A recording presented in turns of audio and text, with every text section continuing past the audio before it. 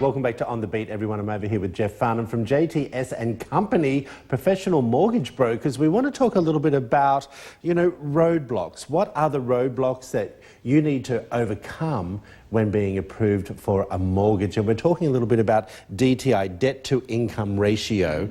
What is that? All right, so when qualifying somebody for mortgage, there's two ratios we look at. Okay. Debt to income ratio and the housing ratio. The housing ratio is simply what is the total house payment going to be, the principal and interest to repay the loan, plus your taxes and insurance, divided by someone's gross monthly income, okay? And we want that, we don't really want to keep that payment around 29 to 30, 33% of somebody's total income. Of the gross income? Of the gross income, okay. Correct. Now, when you factor those in, is that if you're a single person, or is it husband and wife, a couple? Like, do you take both, or is it just the single? So it depends on how many borrowers we have on the loan. If a husband and wife are both borrowing on the loan, we'll use both incomes, both gross incomes to qualify. Right. Is that the normal practice for a married couple? Well, sometimes it's maybe just the wife or just the husband? Sometimes depending on what the situation is. One person's credit may be stronger than the other, and we don't have to have both on the application, right, to qualify. So it really depends on each person's specific situation. The other ratio we look at is that total debt ratio. And that's a combination of the monthly reoccurring debt, things like car notes, student loans, installment loans, credit card minimum payments, those kind of things. We do not include things like utility bills and insurance costs in that calculation, right? And that'll be take that plus the new house payment, divide that out by the gross monthly income. All right. What happens if I have too much DTI? All right, so how do I bring it down? Well, there's really only two ways to do that, right? One is to increase income, right? Two is to lower debt. Okay. So either, depending on where your debt ratio is, that's one thing we really do. If somebody comes in and their debt ratio is out of line, we don't just say, hey, sorry, we can't help you. We'll sit down and work with you, maybe put a plan together where in 3 months, 6 months, a year down the line, you can be ready.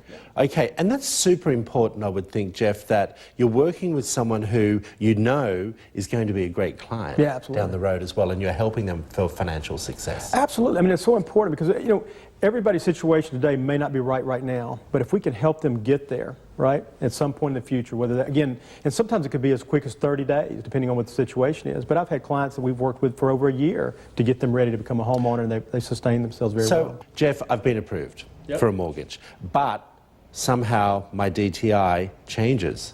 What do I do, and what does that mean? Right. So, and that's very, very important. Very good question, right? And something we teach our clients is to be careful of after they've done the application is don't do anything that's going to affect your debt ratio. Don't go out and open up a new account. Don't go and have a lot of people check your credit, because we're going to pull your credit one more time before we close out that transaction, right?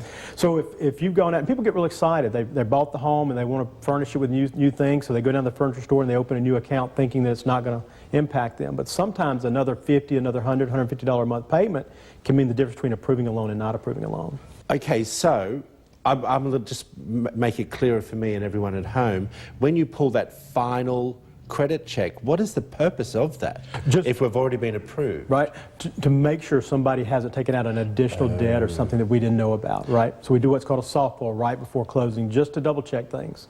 Okay, I understand. Well, what's the process after that second credit check? Is it closing? Yeah, it's closing, because at that point we've approved the loan, and our loan is approved subject to that final check, and then we're going to, once that's done, we're going to clear the file for closing, and you're going to be on your way. All right, well, we put some questions out to our viewers to ask you, and one of them came back and said, how can someone go about putting in a pre-qual application with JTS and Co? Very easy. One of the things we pride ourselves on in making the process very efficient and easy, because one of the biggest things we see is the fear is the first hurdle to overcome. People are afraid to do anything. So we have really some easy process to do that. We have a text application where they can do it right there on their phone 24 hours a day. Of course, they can go to our website and do it, and they're always welcome to come into our office and sit down and talk with us one-on-one and do an application right there. Perfect. Easy. Thanks, Jeff. We appreciate you. If you want to find out more information, there it all is up on the screen, everyone. JTS and Company mortgage professionals. Go over and see Jeff and the team. They're so friendly and so warm, as we've said before. Back up to this short break, everyone. You're watching On the Beat.